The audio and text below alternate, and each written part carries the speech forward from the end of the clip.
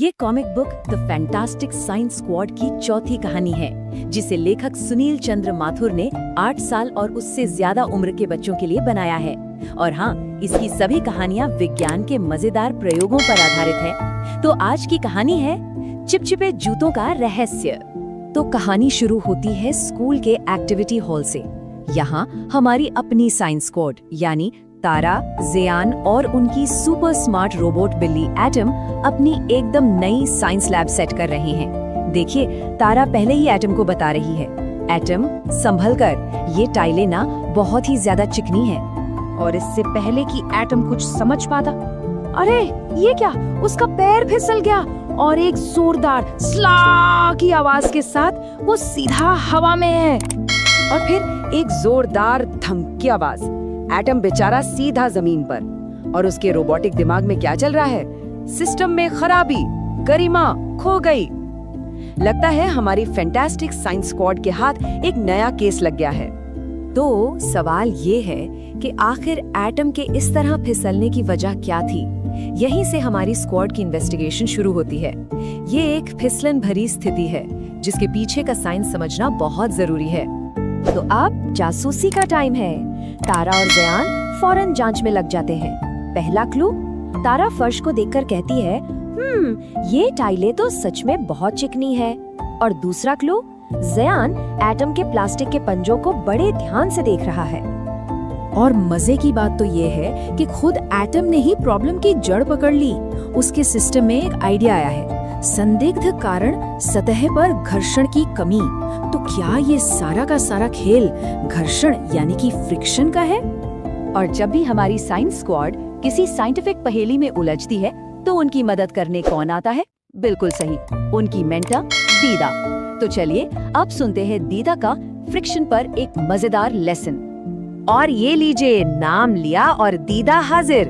अपनी प्यारी सी मुस्कान के साथ वो एकदम सही टाइम पर पहुंचती हैं और पूछती हैं, क्या किसी ने घर्षण का नाम लिया?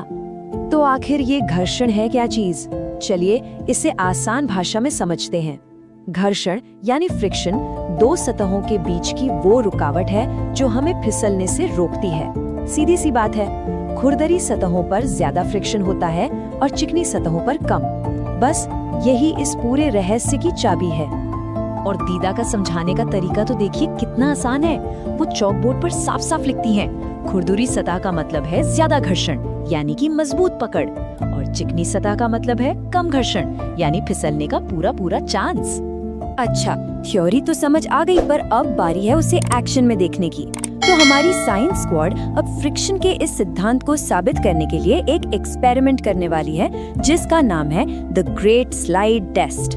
पहला टेस्ट, एक चिकनी सतह पर टीम ने एक पेंसिल केस को बस हल्का सा धक्का दिया और वो वुश करके तेजी से बहुत दूर तक फिसल गया। इसका मतलब साफ है, यहाँ उसे रोकने वाली रुकावट यानी फ्रिक्शन बहुत कम है। अब देखते हैं दूसरे टेस्ट में क्या होता है। वही पेंसिल केस, लेकिन इस बार एक खुरदुरी दरी पर। और नतीजा, पेंसिल केस की आवाज के साथ लगभग फौरन ही रुक गया। क्यों? क्योंकि दरी की खुरदुरी सतह ने ज्यादा फ्रिक्शन पैदा किया। और ये देखिए, एक्सपेरिमेंट के सारे नतीजे एक साथ। टाइल पर वुश, दरी पर थोड़े दूर जाकर रुक गया, और रबर पर स्किड और स्टॉप। पेंसिल केस तो हिला भी नहीं। इससे ये साबित होता है कि रबर सबसे ज्यादा फ्रिक्शन पैदा करता है। तो स्क्वाड ने साइंस को समझा और एक्सपेरिमेंट से उसे साबित ही कर दिया। तो अब वक्त है इस नई जानकारी को इस्तेमाल करने का और एटम की फिसलने वाली प्रॉब्लम को हमेशा के लिए सॉल्व करने का। और इसका हल क्या है? अरे वही जो एक्सपेरिमेंट्स ने हमें सिखाया। ज़ियान अब एटम के पंजों के नीचे रबर की पट्टियां लगा रहा है, क्योंकि अब हम सब जानते हैं कि रबर सबसे ज्यादा फ्रिक्शन देता है, जिससे एक बेहतरीन पकड़ मिलती है। और ये रहा नतीजा, मिशन कामयाब। एटम अब उसी चिकने फर्श पर पूरे कॉन्फिडेंस के साथ चल रहा है। जरा वो आवाज सुनिए, स्क्वीक, स्टेप स्टेप। ये साइंस के काम करने की आवाज है। एटम भी अपने अंदर के सिस्टम में इस कामयाबी को कंफर्म करता है। नए जूते पास हो गए हैं और फिसलने की दर 0%। साइंस ने वाकई कमाल कर दिया। अच्छा, एटम की प्रॉब्लम तो सॉल्व हो गई, पर ये कहानी हमें एक बहुत बड़ी बात सिखाती है। वो ये कि फ्रिक्शन सिर्फ लैब का कोई एक्सपेरिमेंट नहीं है, बल्कि एक ऐसी ताकत है जो हमारी दुनिया में हर जगह हर वक्त काम कर रही है। दीदा इसका एक और बहुत अच्छा एग्जाम्पल देती हैं। कभी सोचा है कि स्पोर्ट्स शूज के सोल रबर के क्यों बनाए जाते हैं? ताकि चिकने फर्श पर भी एक मजबूत पकड़ बनी रहे। ये सब फ्रिक्शन का ही तो खेल है। और भी एग्जाम्पल चाहिए? जरा सोचिए, गाड़ियों के टायर सड़क को कैसे पकड़ते हैं?